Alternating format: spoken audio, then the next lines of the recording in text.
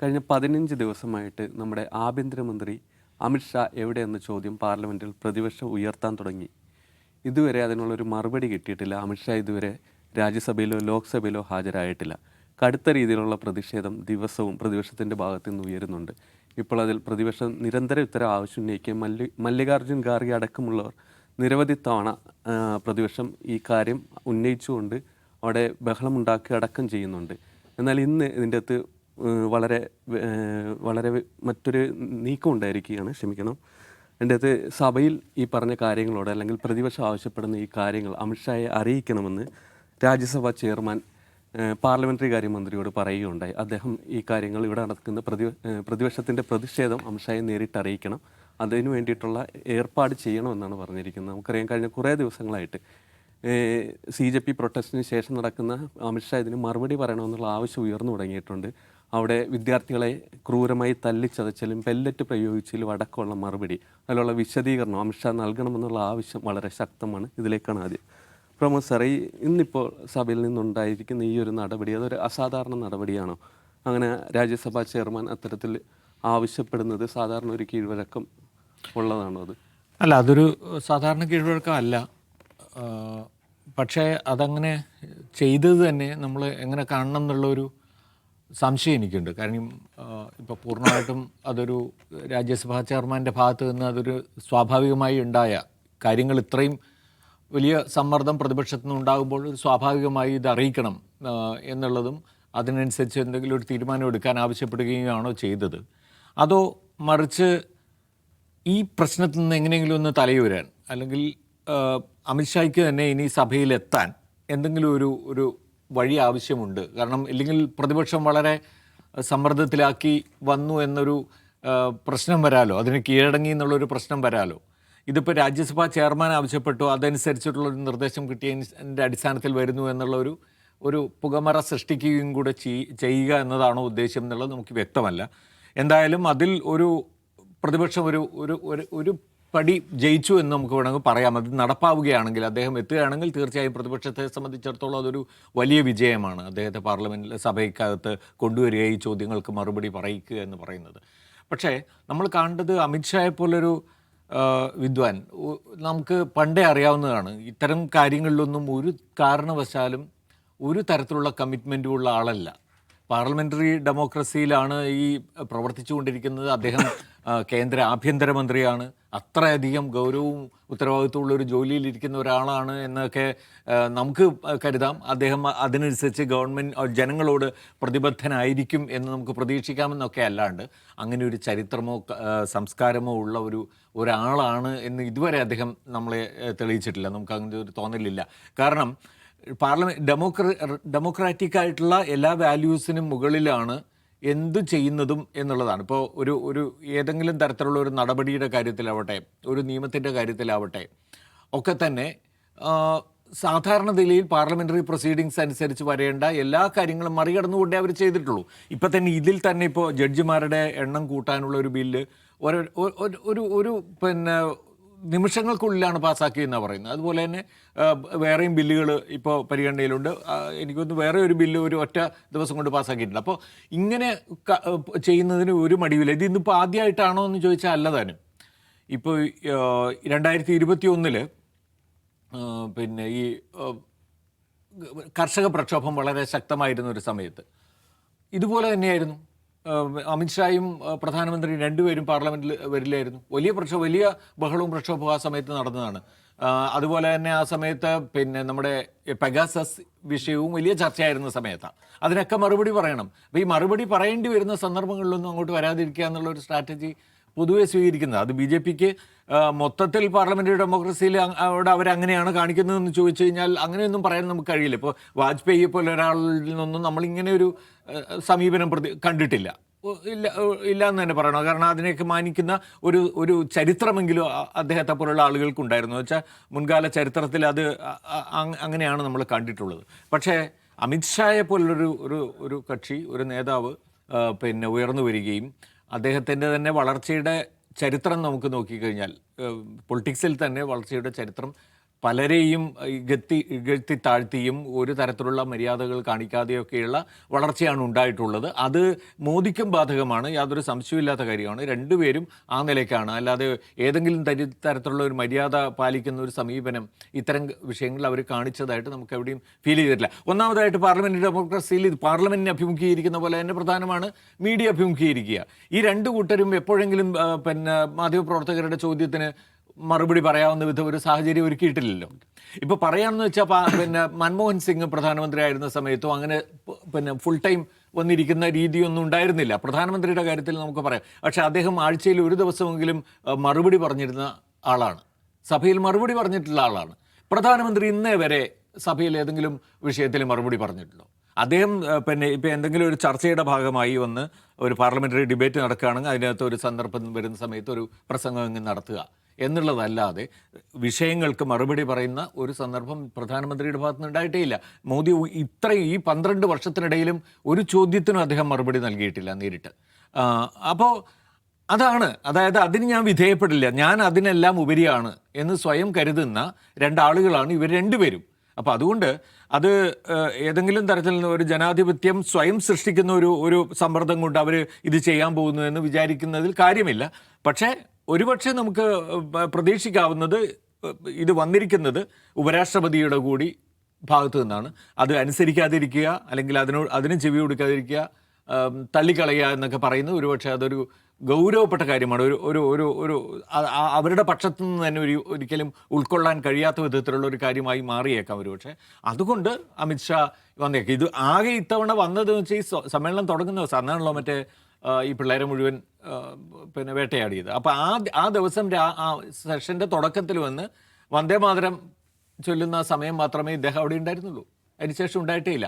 ഇത് full time ഒരു session മുഴുവനും ഒരു പ്രധാനമന്ത്രിയോ ആഭ്യന്തരമന്ത്രിയോ സഭയിൽ വരാത്ത സന്ദർഭങ്ങൾ ഉണ്ടായിട്ടേ ഇല്ല. ഇനിയിപ്പോൾ ഇതാണ് ഉദ്ദേശമെങ്കിൽ ഇനി കഴിയുന്നത് വരെ അതാണ് പരിപാടിയെങ്കിൽ പിന്നെ അത് പുതിയൊരു ചരിത്രമാവും അല്ലേ? അപ്പോൾ അങ്ങനെ ഇതിനെയെല്ലാം നിസ്സാരവൽക്കരിക്കുന്ന ഒരു സമീപനം സ്വീകരിച്ച് ഏറെക്കാലം മുന്നോട്ട് പോകാൻ കഴിയില്ല. അതിനനുസരിച്ചുള്ള റെസ്പോൺസസ് തീർച്ചയായിട്ടും വരുന്നുണ്ട് ജനങ്ങളിൽ നിന്ന്. അത് ഒരു ഘട്ടം വരെ മാത്രമേ അതൊക്കെ ഇങ്ങനെ സമ്മർദ്ദത്തിൽ ആക്കി വെക്കാൻ കഴിഞ്ഞിരുന്നുള്ളൂ. ഇപ്പോൾ അത് പൊട്ടിപ്പുറപ്പെട്ടിട്ടുണ്ട്. അത് ജൻസി പ്രക്ഷോഭമായാലും അല്ലാതെയുള്ള പൊളിറ്റിക്കൽ പാർട്ടീസിൻ്റെ പ്രതികരണങ്ങളിലൂടെ ആയാലും ഒക്കെ അത് ഉയർന്നു വരുമെന്ന് തന്നെയാണ് കാണുന്നത്.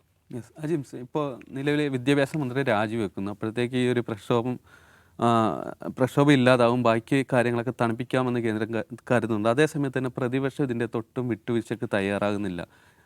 ആഭ്യന്തരമന്ത്രി പാർലമെൻറ്റിൽ എത്തിയിട്ട് ഇക്കാര്യത്തിൽ വിശദീകരണം നൽകണം, താനത് അറിഞ്ഞിട്ടില്ലെങ്കിൽ അത് പറയണം, താനാണത് ഉത്തരവിട്ടെങ്കിൽ അതും പറയണമെന്ന് വ്യക്തമാക്കുന്നു. ഇതിലൊരു വിട്ടുവീഴ്ചയും ചെയ്യാതെ പ്രതിപക്ഷം ഇത്രയും ദിവസമായിട്ട് ആവശ്യം ഉന്നയിച്ചുകൊണ്ടേയിരിക്കുന്നു.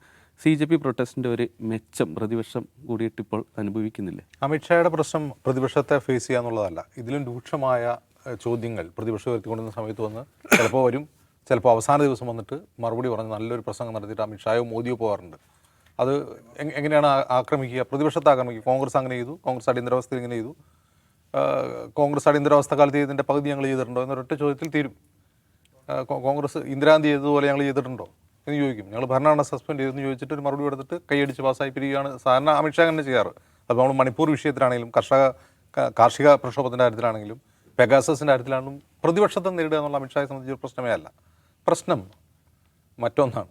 ഇപ്പോൾ 2018 രാജസ്ഥാൻ തെരഞ്ഞെടുപ്പിൻ്റെ സമയത്ത് അമിത്ഷാ രാജസ്ഥാനിലെ BJP പ്രവർത്തകർക്കോട് സംസാരിക്കുന്ന ഒരു വീഡിയോ വൈറലായിരുന്നു ആ സമയത്ത്. അതായത് മുലായം സിംഗ് യാദവിനെ അഖിലേഷ് യാദവ് തല്ലി എന്ന ഒരു കാര്യം നമ്മൾ തെറ്റായി പ്രചരിപ്പിച്ചു. അങ്ങനെ ഒരു സംഭവം ഉണ്ടായിരുന്നില്ല, നമ്മളത് പ്രചരിപ്പിച്ചു. രാജ്യം മുഴുവൻ അത് സത്യമാണ് എന്ന് വിശ്വസിച്ചു. അതായത് ഒരു കാര്യം ഇല്ലാത്ത ഒരു കാര്യം പോലും നമുക്ക് ഈ രാജ്യത്തെ ജനങ്ങളെ വിശ്വസിപ്പിക്കാൻ കഴിയും. ഇത് അന്ന് പുള്ളി ആഭ്യന്തരമന്ത്രിയല്ല, അന്ന് പുള്ളി എന്താണ് BJP ദേശീയ അധ്യക്ഷനാണ്. നമുക്കത് ചെയ്യാൻ പറ്റും എന്ന് പ്രസംഗിക്കുകയാണ്. ഇത് ലീക്കായിരുന്നു. അഖിലേഷ് യാദവ് മുലായം സിംഗിനെ തല്ലി എന്നുള്ളതാണ് അങ്ങനെ ഒരു തെറ്റായ കാര്യം. നമ്മൾ 2017 UP ഇലക്ഷനിൽ പ്രചരിപ്പിച്ചു. അങ്ങനെയാണ് നമ്മൾ UP പിടിച്ചതെന്നാണ് പുള്ളി പറയുന്നത്. അപ്പോൾ ഒന്ന് ആലോചിച്ച് നോക്കുക, അത് എത്രമാത്രം BJPക്ക് ആത്മവിശ്വാസം ഉണ്ടാക്കുന്ന കാര്യമാണ്. ഇല്ലാത്തൊരു കാര്യം നമ്മൾ പ്രചരിപ്പിച്ചു കഴിഞ്ഞാൽ, അത് മില്യൺ കണക്കിന് മെസ്സേജുകളായിട്ട് പ്രചരിപ്പിച്ചാൽ ജനങ്ങളത് വിശ്വസിക്കുന്നു. ഇത് ആ കേട്ടിരിക്കുന്ന BJP പ്രവർത്തകർക്ക് ഒരു ആത്മവിശ്വാസമുണ്ട്. വലിയൊരു ആത്മവിശ്വാസമാണ്. ജനങ്ങൾ നമ്മൾ പറയുന്നത് വിശ്വസിക്കുന്നു, തെറ്റായ ഒരു കാര്യം പറഞ്ഞാലും വിശ്വസിക്കുന്നു, നമ്മുടെ മെസ്സേജുകൾ ബൈ ചെയ്യുന്നു. അപ്പോൾ ഇതുപോലെ തന്നെ പ്രധാനമാണ് ഈ ജനങ്ങൾ എന്ത് പറയുന്നു എന്നുള്ളത് തിരിച്ചിങ്ങോട്ട് വരിക എന്നുള്ളത്. ജനങ്ങളുടെ ഒരു മൂഡ് എന്താണ്, ജനങ്ങൾ മോദിജിയെ പറ്റി എന്ത് ചിന്തിക്കുന്നു, അല്ലെങ്കിൽ BJP സർക്കാരിനെ പറ്റി എന്ത് ചിന്തിക്കുന്നു എന്നുള്ളത് തിരിച്ചു വരുന്നതും ഇതേ പ്രവർത്തകരിൽ നിന്നാണ്. പ്രവർത്തകർ മുകളിൽ നിന്ന് BJP കൊടുക്കുന്ന ഒരു നിർദ്ദേശമാണ്. ഇത് കട്ടായി പോയിരിക്കുന്നു എന്നുള്ളതാണ് പ്രധാനപ്പെട്ട പ്രശ്നം. അതിൻ്റെ ഒരു കാരണം ഒന്ന് ആലോചിച്ച് നോക്കുക. അപ്പോൾ CJP പ്രൊട്ടസ്റ്റ് വരുന്നു, നമ്മളെല്ലാം സസ്പീഷനോടുകൂടിയാണ് ആ പ്രൊട്ടസ്റ്റ് തുടക്കത്തിൽ നോക്കിക്കാണുന്നത്. അഭിജിത്ത് ദീപ്കെ അമേരിക്കയിൽ നിന്ന് വരുന്നു, അംബേദ്കറുടെ ചിത്രമുള്ളൊരു പുസ്തകം എടുത്ത് ഉയർത്തുന്നു, അദ്ദേഹം വരുന്നു, വാർത്താ സമ്മേളനം നടത്തുന്നു, ജന്തർ മന്ദറിൽ പ്രൊട്ടസ്റ്റ് വന്നു, സോനം വാങ്ചുക്ക് വരുന്നു. സാധാരണ നിലയിൽ എല്ലാവരും അതിനൊരു എന്തോ ഒരു പ്രശ്നത്തോടുകൂടിയാണ് അതിനെ നോക്കിക്കാണുന്നത്. അതിലേക്ക് 10,000-കണക്കിന് വിദ്യാർത്ഥികൾ വന്നു തുടങ്ങുമ്പോഴാണ് ആ പ്രൊട്ടസ്റ്റിൻ്റെ ചിത്രം മാറുന്നത്. ഈ വരുന്ന വിദ്യാർത്ഥികൾ ആരാണ്? ഈ വിദ്യാർത്ഥികൾക്ക് യഥാർത്ഥത്തിൽ പ്രശ്നമുണ്ടോ? ഈ വിദ്യാർത്ഥികൾ യഥാർത്ഥത്തിൽ നീറ്റ് പേപ്പർ ലീക്കിനെ പറ്റി ഇത്രമാത്രം കൺസേൺഡ് ആണോ? ഈ നീറ്റ് പേപ്പർ ചോർച്ച എത്രയധികം നമ്മുടെ ഇലക്ട്രേറ്റിനെ തന്നെ ബാധിച്ചിട്ടുണ്ട്, ജനങ്ങൾ അതിനെക്കുറിച്ച് എന്ത് ചിന്തിക്കുന്നു എന്നൊരു വിവരം കിട്ടണമല്ലോ സർക്കാരിന്. സ്വാഭാവികമായിട്ട് കിട്ടും, ഇൻ്റലിജൻസ് വഴിയെ കിട്ടേണ്ടതാണ്. ഇത് കിട്ടുന്നില്ല. ഇൻ്റലിജൻസ് വഴി കിട്ടിക്കഴിഞ്ഞാൽ BJPയുടെ പാർട്ടി സംവിധാനം വെച്ച് കിട്ടുന്നതാണ്. ഇപ്പോൾ ഈ വരുന്ന വിദ്യാർത്ഥികൾ ആരാണ്? നമ്മൾ ഈ വിദ്യാർത്ഥികൾ മുമ്പ് കണ്ടിട്ടുള്ളത് JNUവിലും ജാമിയയിലും ഹൈദരാബാദ് സെൻട്രൽ യൂണിവേഴ്സിറ്റിയിലൊക്കെ കണ്ടിട്ടുള്ള വിദ്യാർത്ഥികളാണ്. ആ വിദ്യാർത്ഥികളല്ല ഈ വിദ്യാർത്ഥികൾ എന്ന് ഇവർക്ക് തിരിച്ചറിയാൻ പറ്റിയില്ല. ഇതാണ് പ്രധാനപ്പെട്ട പ്രശ്നം. നമ്മൾ JNU സമരകാലത്തോ അല്ലെങ്കിൽ ജാമിയയുടെ സമയത്തോ അല്ലെങ്കിൽ CA പ്രൊട്ടസ്റ്റിൻ്റെ കാലത്ത് യൂണിവേഴ്സിറ്റികളിലോ നമുക്ക് ആ വിദ്യാർത്ഥികളല്ല ഈ വരുന്ന വിദ്യാർത്ഥികളെന്ന് ഭരണകൂടത്തിന് തിരിച്ചറിയാൻ പറ്റിയില്ല. അതുകൊണ്ടാണ് തല്ലാൻ ഉത്തരവിട്ടത്. തല്ലിക്കഴിയുമ്പോഴാണ് ഈ പ്രശ്നം മാറുന്നത്. തല്ലുകൊണ്ടത് വേറെ വിദ്യാർത്ഥികൾക്കാണ്, വന്നത് വേറെ വിദ്യാർത്ഥികളാണ്, അവരുടെ പേരൻസ് വേറെയാണ്, അവരുടെ സാമൂഹിക പശ്ചാത്തലം വേറെയാണ് എന്നുള്ളത് അവർക്ക് മനസ്സിലായി കഴിഞ്ഞിരിക്കുന്നു. ഇത് മാത്രമല്ല, ഇത് ഒരു വിദ്യാർത്ഥികളുടെ കൺസേണാണ്.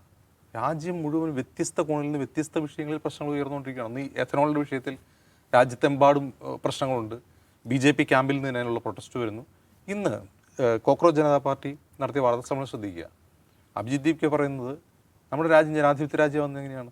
നമ്മുടെ ഭരണഘടനാ സ്ഥാപനങ്ങൾക്കൊന്നും അക്കൗണ്ടബിലിറ്റി ഇല്ല, തെരഞ്ഞെടുപ്പ് കമ്മീഷൻ അക്കൗണ്ടബിലിറ്റി ഇല്ല.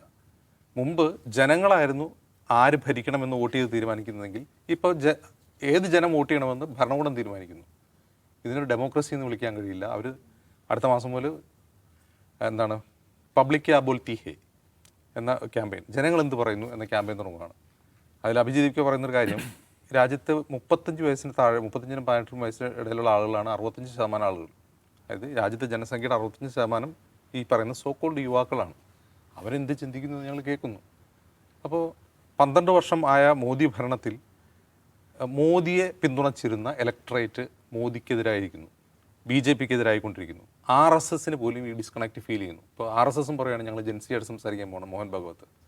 അതായത് അവർ ടോട്ടലി ഡിസ്കണക്റ്റഡ് ആണ്. അതായത് സഹസ്ര കോടിക്കണക്കിന് രൂപ പ്രൊപ്പഗൻഡയ്ക്ക് വേണ്ടി വിനിയോഗിച്ചിട്ട്, സാമൂഹിക മാധ്യമങ്ങൾ വഴിയുള്ള പ്രൊപ്പഗൻഡയ്ക്ക് വേണ്ടി വിനിയോഗിച്ചിട്ട് അതൊന്നും ഒരു പ്രധാനപ്പെട്ട ഇലക്ട്രേറ്റിനെ സ്പർശിച്ചിട്ടേ ഇല്ല. 35 വയസ്സ് വരെയുള്ള യുവാക്കളെ ഇത് സ്പർശിച്ചിട്ടേ ഇല്ല എന്നുള്ള തിരിച്ചറിവ് RSSനും മോദിക്കും മാത്രമല്ല അമിത്ഷായ്ക്കും പ്രശ്നമാണ്. കാരണം ഇതേ അമിത്ഷായാണ് വാക്കാൽ RSSന് വാക്ക് കൊടുത്തത് 50 വർഷം തുടർച്ചയായി BJP ഭരിക്കും എന്ന് വാക്ക് കൊടുത്താണ്. 12 വർഷമാകുമ്പോൾ അതിന് തിരിച്ചടി നേരിട്ടുകൊണ്ടിരിക്കുകയാണ്. ഇത് ചെറിയ പ്രശ്നമല്ല. രണ്ടാമത്തെ കാര്യം, മുമ്പ് നമ്മൾ സൂചിപ്പിച്ചുള്ള ഈ ബങ്കിപ്പൂർ തെരഞ്ഞെടുപ്പ് വിജയം. ബങ്കിപ്പൂർ എന്ന് പറഞ്ഞാൽ ഒരു കാരണവശാലും വേറൊരു പാർട്ടിയും ജയിക്കാത്ത ഒരു മണ്ഡലമാണ്. ഒരു കാരണവശാലും. കാരണം 75% വോട്ട് ചെയ്തേണ്ടി BJP ജയിക്കുന്ന മണ്ഡലം. 75% വോട്ട് എന്ന് പറഞ്ഞാൽ അവിടുത്തെ ബഹുഭൂരിഭാഗം ആളുകളും BJP വോട്ടർമാരാണ്. അവിടുത്തെ ഡെമോഗ്രഫി തന്നെ അങ്ങനെയാണ്. ഡെമോഗ്രഫി എങ്ങനെയാണെന്ന് വെച്ചാൽ 2.8 lakh വോട്ടേഴ്സുള്ള അവിടെ 1.5 ലക്ഷത്തോളം പേർ അപ്പർ കാസ്റ്റ് വോട്ടേഴ്സാണ്. അപ്പർ കാസ്റ്റ് വോട്ടുകൾ എന്ന് പറഞ്ഞാൽ ബീഹാറിനെ പോലെ ഈ മണ്ഡലത്തിൽ അത് BJPയുടെ ഷുവർ സീറ്റാണ്. ഒരു കാരണവശാലും പോകാത്ത 30 വർഷമായി അത് വേറൊരാൾ ജയിച്ചിട്ടില്ല. അതെങ്ങനെയാണ് ആ വോട്ട് തിരിഞ്ഞ് പ്രതിപക്ഷത്തിന് വേണമെങ്കിൽ നമുക്ക് മനസ്സിലാക്കാം. ഇന്ത്യ മുന്നണിക്കാണ് അത് ജയിക്കുന്നതെങ്കിൽ മനസ്സിലാക്കാം. ഇത് ആരെ ജയിക്കുന്ന ജൻസുരാജ് പാർട്ടി എന്ന് പറയുന്ന പ്രശാന്ത് കിഷോറിൻ്റെ പാർട്ടി. അതായത് ഈ വോട്ടർമാർക്ക് ഒരു കാരണവശാലും RJDക്കോ കോൺഗ്രസിനോ വോട്ട് ചെയ്യില്ലാത്ത ആളുകളാണ്. മനസ്സിലാക്കണം. ഒരു കാരണവശാലും RJDക്കോ കോൺഗ്രസിനോ വോട്ട് ചെയ്യാത്ത ആളുകൾ കിട്ടിയ ഒരവസരത്തിൽ പ്രശാന്ത് കിഷോർ വോട്ട് ചെയ്യുന്നു. എന്താണ് അതിൻ്റെ അർത്ഥം? അത് കൃത്യമായ മെസ്സേജാണ്. ആ മെസ്സേജ് എന്താണ്? അതായത് BJP വോട്ട് ബാങ്ക് അസംതൃപ്തരാണ്. Especially urban middle class vote bank. BJPയുടെ ഏറ്റവും ശക്തി കേന്ദ്രം എന്ന് പറഞ്ഞാൽ അവിടെയാണ്. ഇപ്പോൾ ഇന്ത്യ മുന്നണി പാർട്ടികളുടെയൊക്കെ ശക്തി എന്ന് പറയുന്നത് ഗ്രാമീണ വോട്ടുകളാണെങ്കിൽ BJPയുടെ ശക്തി എന്ന് പറഞ്ഞാൽ അർബൻ മിഡിൽ ക്ലാസ് ആണ്. അവരാണ് BJP വോട്ട് ചെയ്തുകൊണ്ടിരിക്കുന്നത്. അവർ അസംതൃപ്തരാണ്. ഇത് ചെറിയ മെസ്സേജ് അല്ല. അമിത്ഷാ പാർലമെൻറ്റിൽ വരാതിരിക്കുന്നു കോൺഗ്രസിനെ പേടിച്ചിട്ടോ അല്ലെങ്കിൽ ഇന്ത്യ സഖ്യത്തെ പേടിച്ചിട്ടല്ല. അവരുടെ അടിത്തട്ടിലെ മണ്ണ് ഒലിച്ചു പോയിക്കൊണ്ടിരിക്കുന്നു. സഹസ്രകോടികൾ പ്രൊപ്പഗൻഡ നടത്തിയ 56 ഇഞ്ചുള്ള പ്രധാനമന്ത്രിയെ എന്താണ് പറയുക, 56 ഇഞ്ച് കാ ബന്ദർ, ബാൽ നരേന്ദർ എന്ന് യുവാക്കൾ തെരുവിലിറങ്ങി മുദ്രാവാക്യം വിളിക്കുന്നു. 56 ഇഞ്ചുള്ള കുരങ്ങൻ, കുട്ടിക്കുരങ്ങൻ എന്നാണ് വിളിക്കുന്നത് പ്രധാനമന്ത്രിയെ. അപ്പോൾ ഇത് ചെറിയ പ്രശ്നമല്ല. ഈ പ്രശ്നം RSSന് മുമ്പിൽ വിശദീകരിക്കണം. ഈ പ്രശ്നം, ഈ ഡിസ്കണക്റ്റ് പരിഹരിക്കണം. അവരുടെ പാർട്ടി സംവിധാനം ഉഷാറാക്കണം. പാർട്ടി സംവിധാനം വഴി എന്താണ് ജനം ചിന്തിക്കുന്നത് എന്നുള്ളത് മനസ്സിലാക്കണം. തിരിച്ചങ്ങോട്ടും മെസ്സേജ് കൊടുക്കണം. അതിനുള്ളൊരു വഴിയായിട്ട് ഇന്നലെ BJP ഒരു വീഡിയോ ഇറക്കി. അതായത് പ്രധാനമന്ത്രി നരേന്ദ്രമോദിയെ ബോസ് വീഡിയോ, ഒരു ബോസായി ചിത്രീകരിച്ചു. ഒരു ഡോൺ സ്റ്റൈലിൽ ഒരു ഹാറ്റൊക്കെ വെച്ച് അദ്ദേഹത്തിൻ്റെ പല മാസ് വീഡിയോകളുടെ ഒരു കോമ്പിലേഷനാണത്. അപ്പോൾ അതിറക്കി കഴിഞ്ഞ് ഇപ്പോൾ അതിന് BGM ആയിട്ടിട്ട പാട്ട് ഒരു റാപ്പറുടെയാണ്, ഒരു അമേരിക്കൻ റാപ്പറുടെയാണ്. പക്ഷേ അതിൻ്റെ ലിറിക്സ് ഇവർ നോക്കിയില്ല.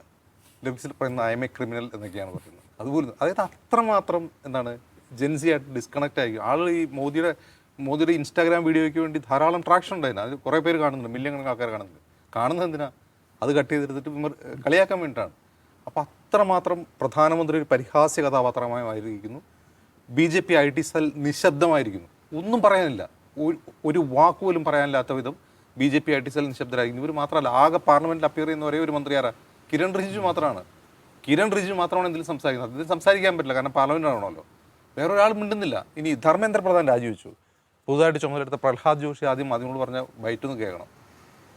സാധാരണ ഒരു ഉത്തരവാദിത്തം കിട്ടിക്കഴിഞ്ഞാൽ അത് സന്തോഷത്തോടെ ഏറ്റെടുക്കുക. പ്രധാനമന്ത്രി എന്നെ ഉത്തരവാദിത്തത്തോടെ ഒരു കാര്യം ഏൽപ്പിച്ചു എന്നൊക്കെയല്ലേ പറയാം. അദ്ദേഹം പരിഭ്രാന്തനായിട്ടാണ് സംസാരിക്കുന്നത്. പ്രഹ്ലാദ് ജോഷി എന്നോട് പറഞ്ഞു, ഞാനിങ്ങനെ ഏറ്റെടുത്തു. അദ്ദേഹത്തിൻ്റെ ശരീരഭാഷ കാണണം, പേടിച്ച് നിൽക്കുകയാണ്. ഇത് ഒരു ഹിസ്റ്റോറിക്കൽ മൊമെൻ്റാണ്. ഈ ഹിസ്റ്റോറിക്കൽ മൊമെൻ്റ് എത്രമാത്രം പ്രതിപക്ഷത്തിന് മനസ്സിലായിട്ടുണ്ടെന്ന് നമുക്കറിയില്ല. ഇത് BJPക്ക് മനസ്സിലായിട്ടുണ്ട്. ഇത് പണിപ്പാളുകയാണെന്നുള്ള കാര്യം BJPക്ക് മനസ്സിലായിട്ടുണ്ട്. പക്ഷെ അതുകൊണ്ട് മാത്രം 2029 ഇലക്ഷൻ ഇന്ത്യ സഖ്യം ജയിക്കുമെന്നോ ഇനിയുള്ള ഇലക്ഷനൊക്കെ BJP തൂക്കുമെന്നൊന്നും അതിനർത്ഥമില്ല. പക്ഷേ അവരുടെ സപ്പോർട്ട് ബേസ് ചോർന്നു പോയിക്കൊണ്ടിരിക്കുകയാണ്. ഇതാണ് അമിത്ഷായെ പരിഭ്രാന്തരാക്കുന്നത്. അല്ലാണ്ട് പാർലമെൻറ്റിൽ ഒന്ന് കോൺഗ്രസിന് മറുപടി പറയാൻ ഇതിനു മുമ്പ് ഇതിലും രൂക്ഷമായ എത്രയോ സന്ദർഭം ഉണ്ടായിട്ടുണ്ട്. കർഷക സമരം, CA പ്രൊട്ടസ്റ്റ്, പെഗാസസ്, എല്ലാ വിഷയത്തിലും ഇവരൊന്ന് ആഞ്ഞടിക്കും. നെഹ്റുവിനെതിരെ നാല് വാക്ക്. ഇപ്പം നെഹ്റുവിനെ പറയാൻ പറ്റില്ല, അത് വേറൊരു കാര്യം. നെഹ്റുവിനെ പറഞ്ഞുകൊണ്ട് ആൾ കളിയാക്കും. കോൺഗ്രസിന് ഇനി കുറ്റം പറയാൻ പറ്റില്ല. ആ കാലം കഴിഞ്ഞു. അതായത് ഹിന്ദിയിലൊരു ചൊല്ലുണ്ട്, മാഹോൽ ബദൽ ഗയാ ഹൈ, situation has changed. Yes, parliament സമ്മേളനം അവസാനിക്കാൻ ഇനി 5 ദിവസങ്ങൾ മാത്രമാണുള്ളത്. ആ ദിവസങ്ങളിൽ ഏതെങ്കിലും ഒന്നിൽ ഇതേപോലെ ആഭ്യന്തരമന്ത്രി അമിത്ഷാ അവിടെ ഹാജരാകുമോ, എത്തുമോ എന്നാണ് അറിയാനുള്ളത്.